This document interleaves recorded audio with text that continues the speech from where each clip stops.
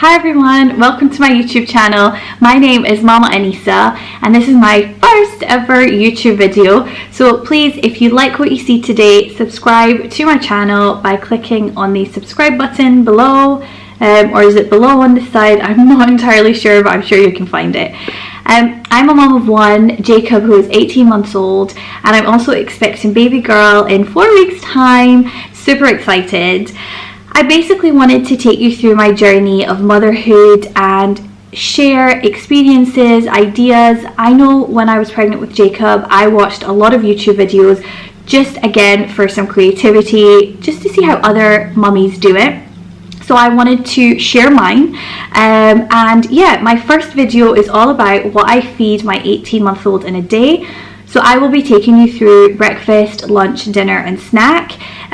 I'm not a nutritionist or a dietitian or an expert. I'm just a mum who is taking you through what we eat in a day. Jacob's 18 months old, so it's a great time as well because he's enjoying eating by himself, he's exploring, and we do have fussy days and we have fussy periods, and it's just about how I can be as creative to try and get as many veggies and goodness into him as possible. So I hope you like what you see today, and yeah, without further ado, here it goes! So for my first recipe, it's breakfast time. We're having banana pancakes, super easy to make. You don't need many ingredients and it doesn't take an awful lot of time either. So you just get yourself one banana, one egg, and I use a tablespoon of flour, just all-purpose flour. This is my masher. I actually got that off a family member as a hand-me-down. It's the Annabelle Caramel masher. I use it for all sorts, but it's great for the morning for breakfast, just to mash the banana. And obviously you need a pan, and I'm using here coconut oil. You can use butter if you like, but it's much healthier.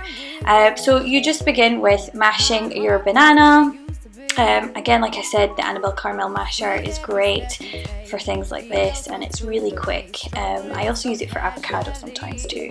Then you're going to crack your egg and just give it a mix.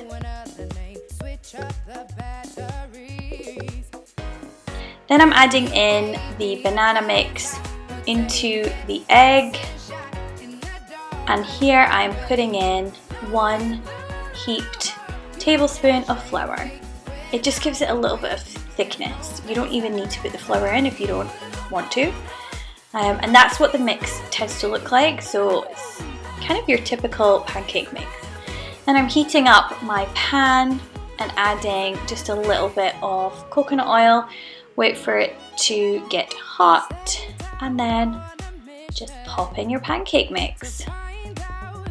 Mine are never even, as you can tell, but he loves them.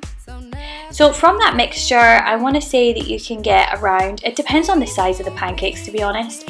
I normally get about 8. Here I've made them different sizes, but that's kind of what you're looking for in terms of the colour, like a golden brown, and that's typically the thickness of them as well. You can't go wrong with them, honestly. I'm not the greatest cook, so. Here I'm serving it with some kiwi. I tend to give him a bit of fruit in the morning as well with his breakfast. I'm using the bamboo plates, they're great. They've got the suction on them as well, so he can't really pick up his plate because he's into doing that at the moment.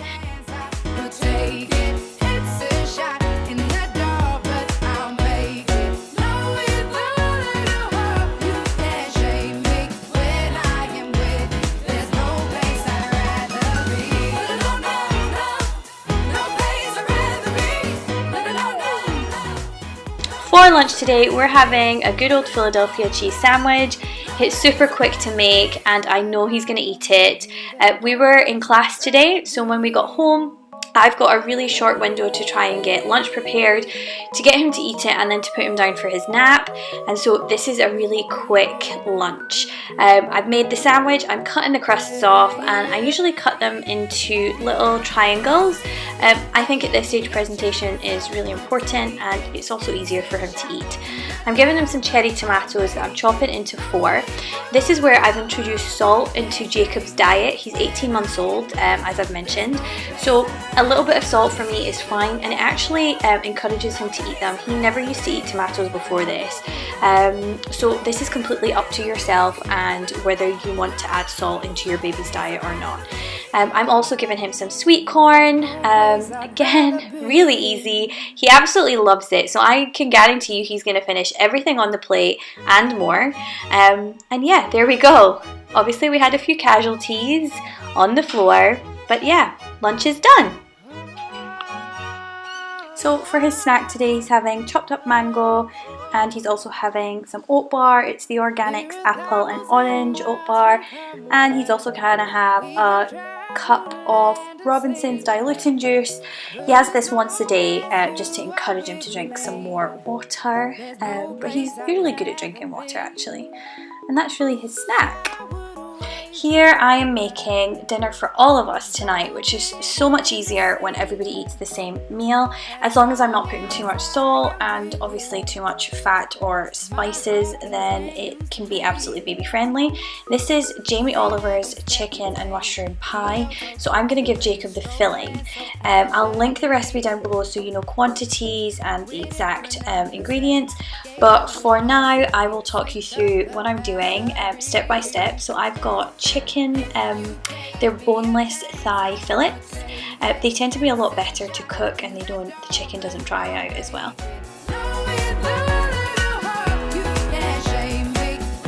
Now I'm going to move on to chopping up my veg. So I'm going to start off with my spring onions.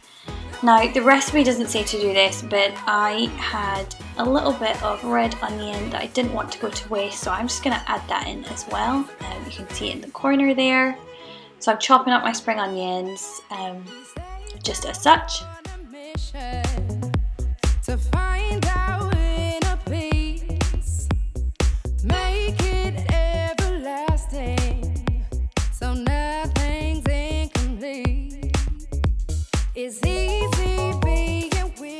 So I'm chopping up my red onions and then my mushrooms.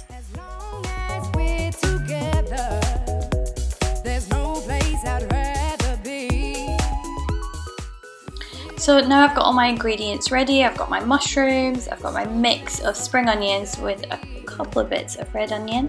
I have got thyme, bay leaves, and a little bit of nutmeg that I'm going to put in. I've got some creme fraiche, and I'm using Lurpak low salt butter, some mustard, and some flour. So all this will be linked in the recipe below. So the first thing I'm going to do is heat up a pan with some olive oil. Again, just watch. I mean, most of Jamie Oliver's recipes are actually child friendly, which is really good, but you can always use your own judgment if you think there's too much oil or salt. And here I'm frying my chicken boneless fillets, and I'm going to add some butter in there.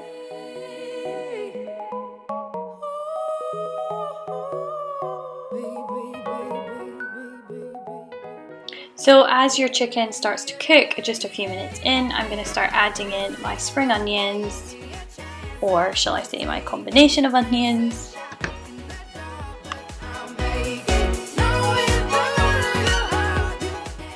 Then I'm going to grate just a little bit of nutmeg. I actually use less in the recipe because I think it's quite overpowering, but that's my personal choice. I'm going to put my bay leaves in at this time. And then I'm also going to put my thyme in as well.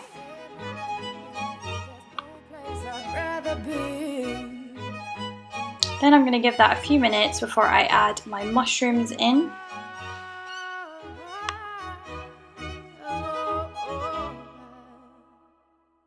We're 1,000 miles from comfort. We have traveled land and sea. I'm going to now make this into a pie filling, so I'm adding in my creme fraiche. There's no place I'd rather be. I would wait forever. My tablespoon of flour.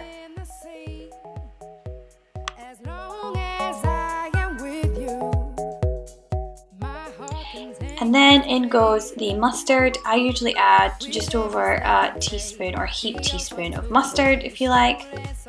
and my chicken stock. I actually have got homemade chicken stock this time, but other times if I don't have it, I just use a stock cube and some water to 300 or the equivalent of 300 mils.